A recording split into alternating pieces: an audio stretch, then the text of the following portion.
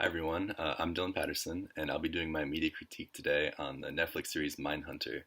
And I'm looking at the interplay of power between the main character, Holden Ford, and his boss, Unit Chief Shepard. So the Netflix series Mindhunter, it's based on the book Mindhunter inside the FBI's elite serial crime unit. And this book is written by Mark Olshaker and John E. Douglas, who's going to be important in a little bit. So the show stars Holden Ford and Bill Tench, and these are the main Mindhunters of the series. And Holden Ford, he represents John Douglas, who is one of the authors of the book that I just mentioned. So this follows very closely to Douglas's actual life, um, very much unlike Bill Tench, who was inspired by Robert Ressler. And this is another FBI agent who coined the term serial killer.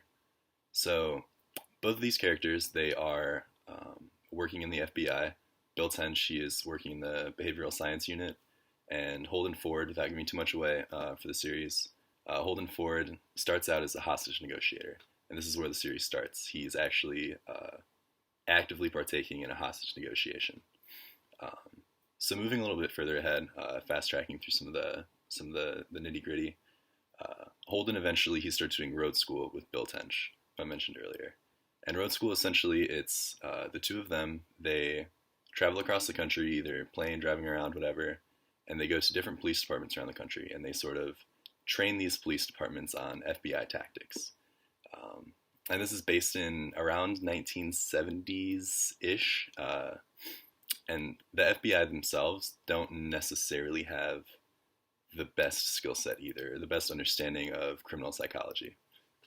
Obviously, they're well versed on certain things, but it starts out in the series, they're essentially saying, we don't really even know why people kill people anymore.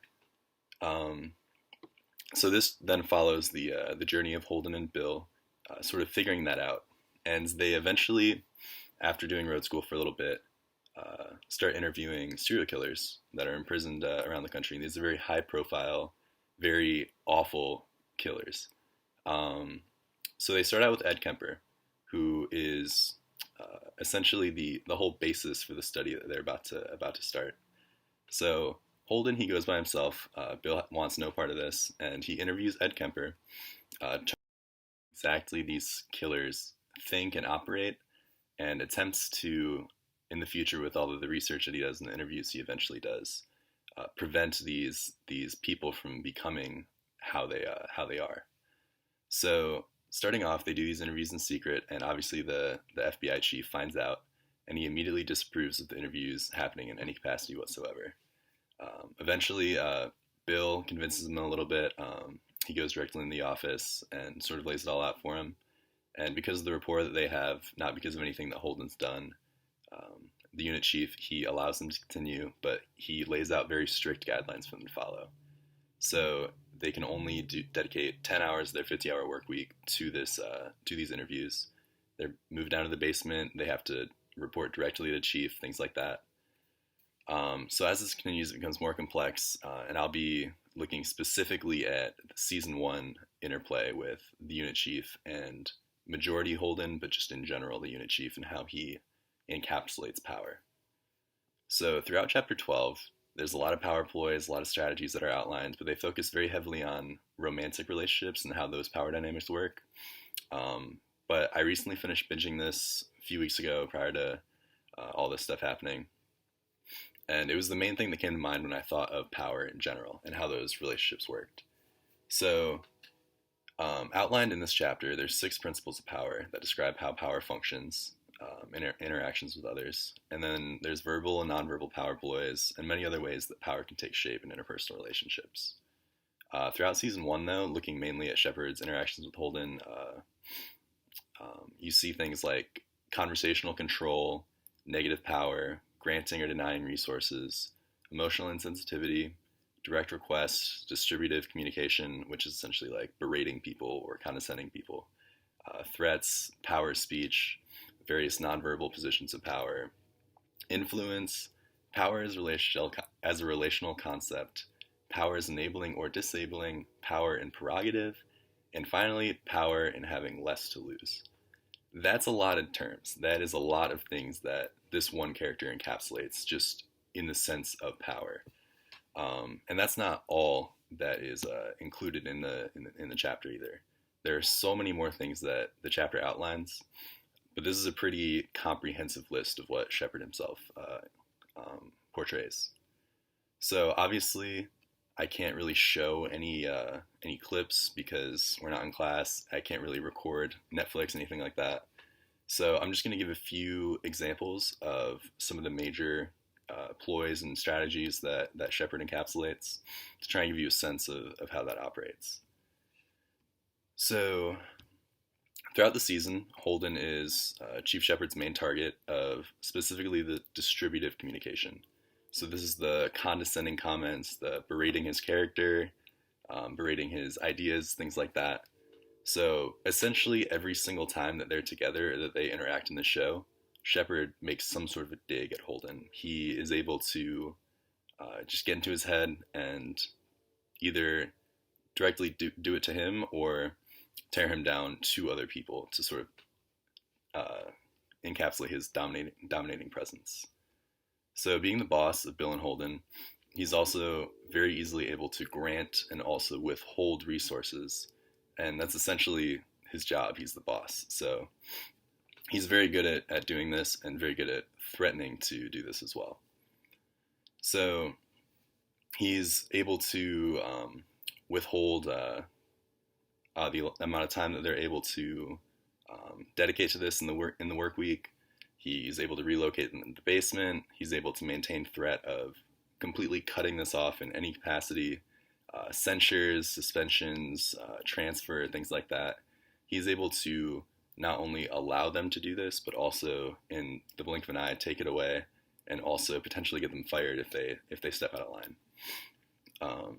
And then another point of power that he encapsulates here is the power of enabling or disabling.